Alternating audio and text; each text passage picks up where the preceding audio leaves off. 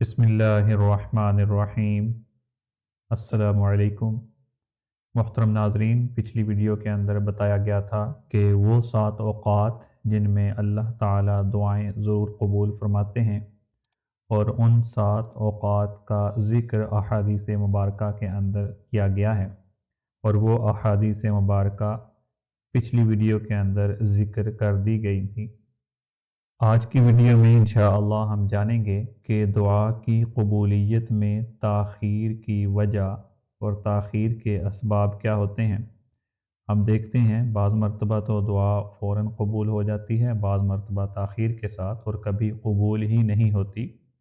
انسان دعائیں مانگتا رہتا ہے لیکن وہ دعا قبول نہیں ہوتی۔ اس کی وجہ کیا ہے؟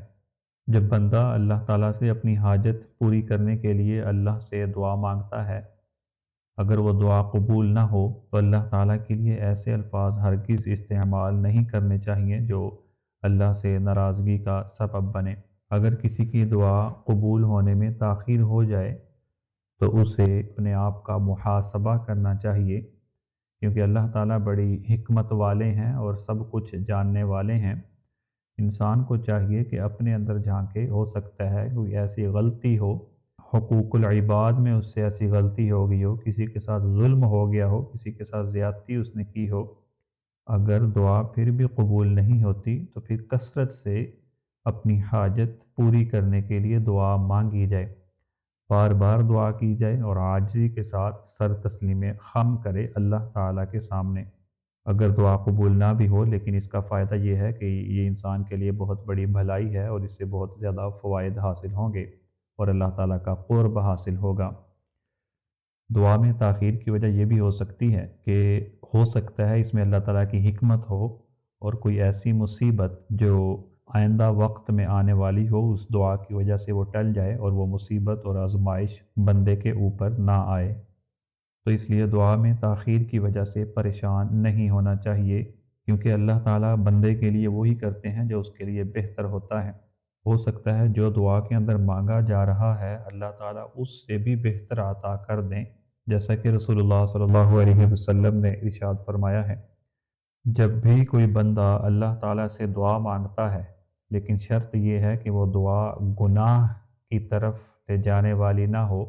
گناہ والی دعا نہ ہو، یا پھر رشتہ توڑنے والی دعا نہ ہو، یعنی ایسی دعا نہ ہو جس میں گناہ کا اشارہ ملتا ہو، یا وہ دعا ہی گناہ کے بارے میں کی جا رہی ہے، یا پھر کسی کا رشتہ توڑنے کے بارے میں دعا کی جا رہی ہے، تو ایسی دعا نہ ہو۔ بندہ ایسی دعا کرے جو اچھی ہو، تو 3 چیزوں میں سے اللہ تعالیٰ ایک چیز ضرور عطا کرتے ہیں۔ یا تو اللہ تعالیٰ اس کو قبول کر لیتے ہیں اور وہ جو مانگا جا رہا ہے وہ اللہ تعالیٰ عطا کر دیتے ہیں،